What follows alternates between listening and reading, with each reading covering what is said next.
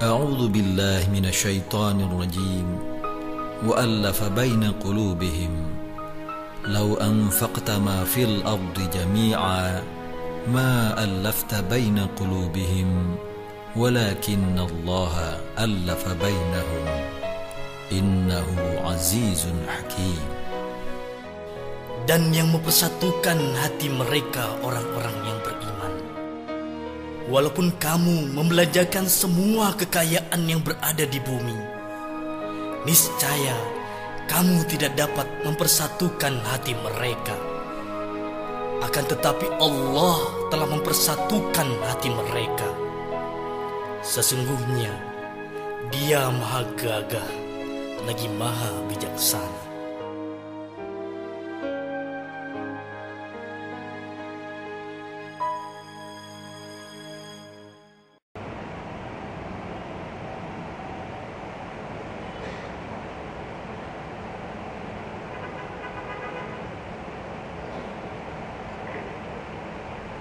Assalamualaikum warahmatullahi wabarakatuh. Allahu Akbar, Allahu Akbar, Allahu Akbar,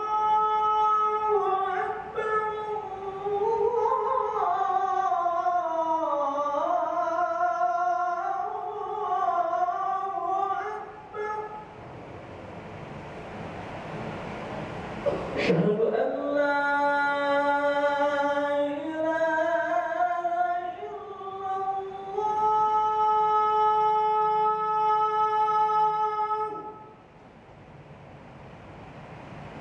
Asyhadu an la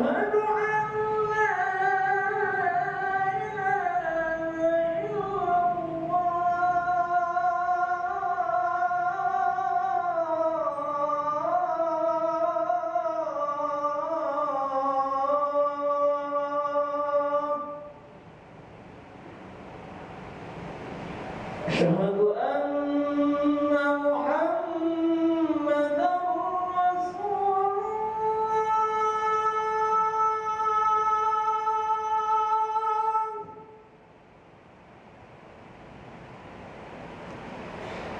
Asyhadu anna Muhammadan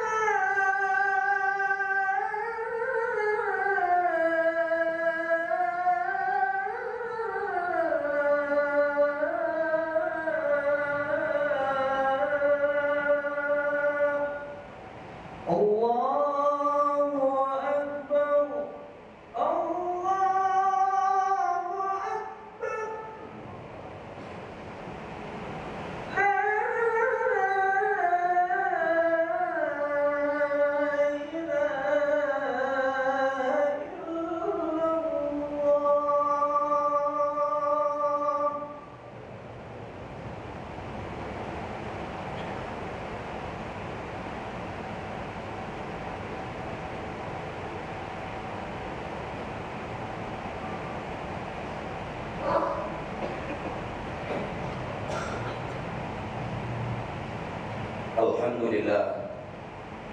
Alhamdulillah nahmaduhu wa nasta'inuhu wa nastaghfiruh. Wa na'udzu billahi min syururi anfusina wa min sayyiati a'malina. من يهده الله فلا مضل له ومن يضلل فلا هادي له أشهد أن لا إله إلا الله وحده لا شريك له وأشهد أن سيدنا محمدا عبده ورسوله لا نبي بعده اللهم صل وسلم على حبيبنا وقدوتنا محمد وعلى آله وأصحابه ومن سار على نهجه ودعا بدعوته وجاهد في سبيله إلى يوم الدين أما بعد فيا أيها المسلمون أوصيكم وإياي بتقوى الله فقد فاز المتقون وقد قال الله تعالى في كتابه الكريم أعوذ بالله من الشيطان الرجيم بسم الله الرحمن الرحيم يا أيها الذين آمنوا اتقوا الله ولتنظر نفس ما قدمت لغد واتقوا الله إن الله خبير بما تعملون صدق الله العظيم. Hadirin sidang Jumat sekalian rahimakumullah. Puji dan syukur marilah sama-sama kita persembahkan kepada Allah Subhanahu wa taala atas nikmat dan karunia yang senantiasa diberikan kepada kita. Kita tidak bisa bayangkan jika Allah menghentikan proses pemberian nikmatnya kepada kita. Jangankan dalam waktu yang lama, dalam waktu yang sekejap saja, dunia ini akan hancur binasa. Sekali-sekali Allah turunkan musibah kepada kita saja, kita sudah kewalahan mengatasinya. Karena itu, mensyukuri nikmat Allah adalah satu keniscayaan. Bahkan bisa jadi problem yang datang kepada kita, baik secara individu, keluarga, atau masyarakat, bahkan berbangsa dan bernegara, bisa jadi karena kurangnya kita menghargai nikmat-nikmat Allah Subhanahu wa taala. Karena Allah sudah berjanji dalam firman-Nya, la in syakartum la azidannakum wa la in kafartum inna adzabi lasyadid. Sebesar apapun, sebanyak apapun problem yang kita hadapi, kita harus jujur, nikmat Allah jauh lebih besar yang kita rasakan ketimbang sujud dan ibadah kita kepada Allah Subhanahu wa taala. Salawat dan salam semoga tercurah kepada manusia terbaik yang Allah turunkan ke muka bumi ini. Beliau adalah Nabi dan Rasul yang terakhir. Tidak ada Nabi dan tidak ada Rasul setelah kenabian dan kerasulannya. Karena itu kalau ada orang yang mengaku jadi Nabi setelah kenabiannya, dari manapun asalnya, sebesar apapun badannya, tidak perlu fatwa lagi, pasti sesat ya. Karena kata Rasulullah SAW dalam hadisnya yang diriwayatkan oleh Imam Muslim, ana khatamun nabiyyin la nabiyya ba'di. Saya Nabi yang terakhir dan tidak ada Nabi setelah kenabian saya. Beliau diutus bukan saja membawa risalah yang sempurna, tetapi beliau langsung memberikan contoh bagaimana caranya mengimplementasikan risalah yang dibawanya. Karena itu tidak ada alasan untuk orang yang sekarang dengan intelektualnya yang maju, dengan kemajuan teknologi yang ada yang dicapai oleh umat manusia, lalu mereka mengatakan bahwa ajaran Islam adalah ajaran yang tidak realistis. Kenapa? Karena dulu pada zaman Rasulullah SAW dengan kesederhanaan prasarana dan sarana kehidupan manusia, agama ini telah terbukti bisa merubah peradaban manusia, bisa merubah manusia yang jahiliyah menjadi masyarakat yang madani, yang dipimpin oleh Rasulullah SAW dengan teritorial Madinah Al-Munawwar. Hadirin sidang Jumat sekalian yang saya cintai, pada Jumat hari ini saya ingin menyampaikan sebuah firman Allah Subhanahu wa taala dalam Al-Qur'an. Ayat ini ditujukan bagi orang-orang tua. Wal yakhshal ladzina law taraku min khalfihim dzurriyyatan dhi'afa khafu 'alaihim falyattaqullaha wal yaqulu qawlan sadida. Wahai orang tua, hati-hati jangan sampai meninggalkan generasi setelah kalian dalam keadaan lemah. Ini warning dari Allah Subhanahu wa taala buat para kakek, buat para ayah, buat para orang tua. Jangan pernah meninggalkan generasi lebih lemah dari kita. Lemah apanya? Pertama, lemah imannya. Yang kedua, lemah fisiknya. Jangan disangka Rasul tidak konsen pada kekuatan fisik. Makanya sejak zaman Rasul itu sudah dididik bagaimana membangun kekuatan fisik. Lihat teori modern. Fisik yang kuat itu adalah diantaranya gizi yang cukup. Gizi yang cukup itu bukan berarti gizi yang mahal. Yang kedua, olahraga. Kan begitu. Nabi Muhammad sudah ajarkan kita, adlimu auladakum, kata Rasulullah. Ajarkan kepada anakmu, pertama ar-rimayah, memanah, bagian dari olahraga. Wasibah, berenang. Warukubal khair, Tiga-tiganya simbol olahraga. Bahkan Rasul kalau pagi juga berolahraga bersama keluarganya. Ini artinya Rasul konsen juga pada kekuatan, bukan saja kekuatan iman yang ingin dibangun, tetapi kekuatan fisik juga. Allah perhatikan, Rasul perhatikan. Yang ketiga adalah kekuatan ekonomi. Bahkan kalau kita lihat ayat ini dalam buku Asbabun Nuzulnya, bukan kaitannya dengan ibadah dan iman, tetapi kaitannya dengan ekonomi. Coba lihat dalam buku Asbabun Nuzulnya ayat ini, yang berbunyi waliyasalladzina la taraku min khalqihim dzurriyyatan di apa itu? Ada seorang sahabat punya anak satu. Sahabat ini mengatakan kepada Rasul, saya akan infakkan seluruh harta saya. Kata Rasul, jangan. Kalau gitu separuh, jangan juga. Kalau gitu sepertiga. Rasul menjawab, wasulusu katsir. Sepertiga pun sudah banyak. Kenapa? Karena kamu tinggalkan anakmu dalam keadaan mandiri dan mapan secara ekonomi jauh lebih baik ketimbang kamu meninggalkan generasi anak dan cucumu kalan ala nas. Dia bergantung kepada manusia.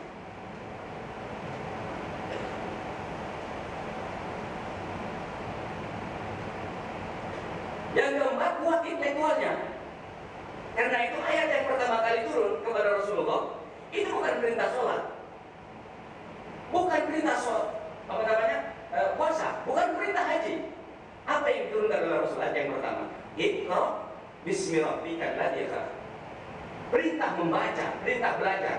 Karena intelektual hanya bisa dirangsang dengan baca dan belajar.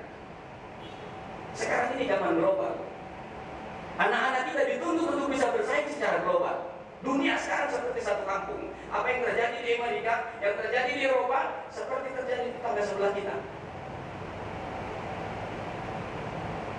Era globalisasi banyak kelebihannya, tapi tantangan yang paling berat, bagaimana kita bisa membentuk dan mengarahkan serta mendidik anak-anak kita menjadi generasi yang bisa bersaing.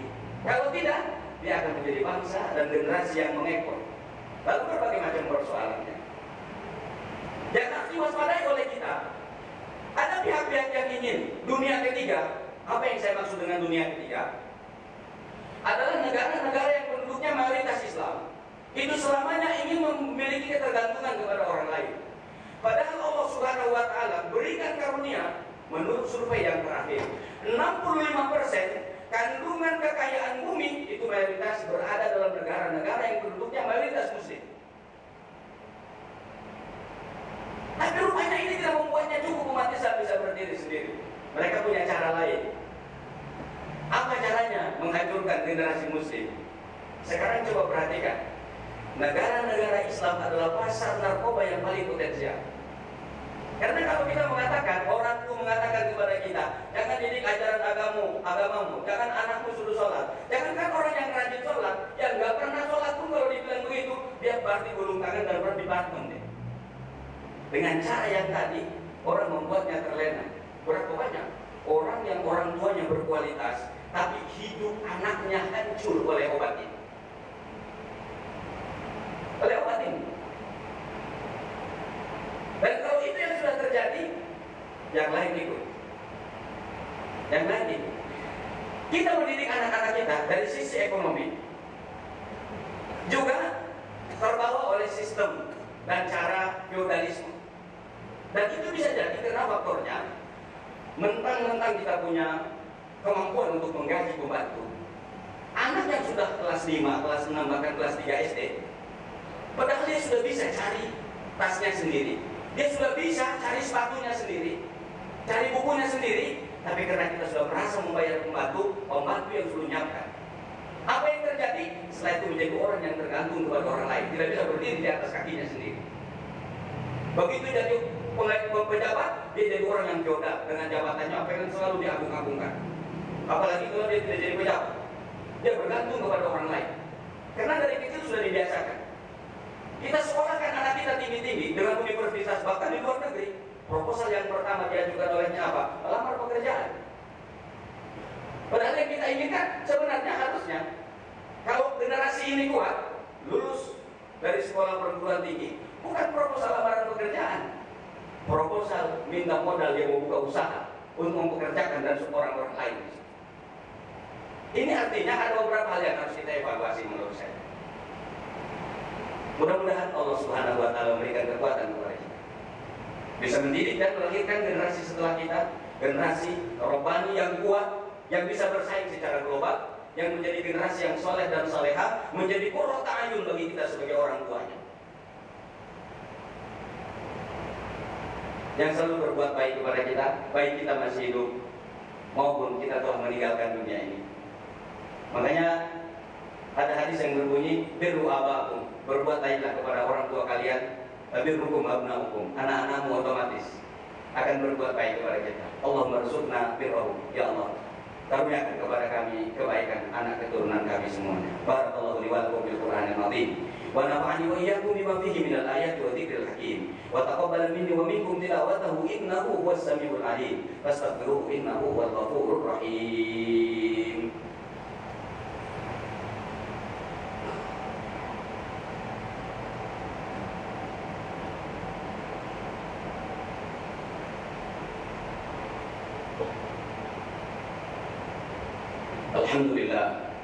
Alhamdulillahilladzi arsala rasulahu bil huda wa dinil haqqi liyudhhirahu 'ala dini kullihi walau karihal kafirun.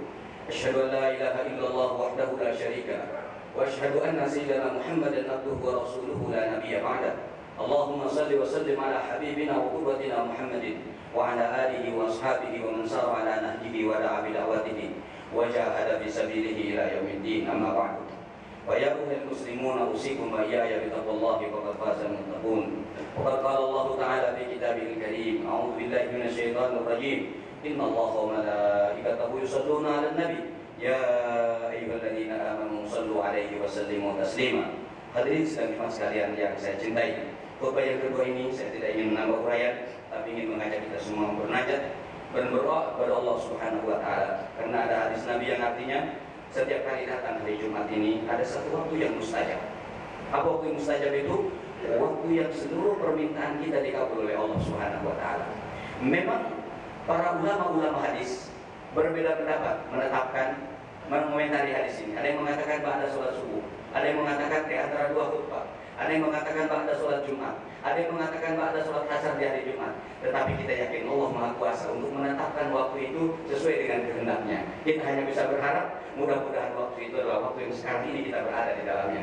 Karena itu mari sama-sama kita bermunajat dan berdoa kepada Allah Subhanahu wa taala. Kita awali doa kita dengan sama-sama beristighfar kepada Allah sebagai bentuk pengakuan kita secara jujur atas kelemahan dan kekhilafan kita sebagai makhluknya yang baik.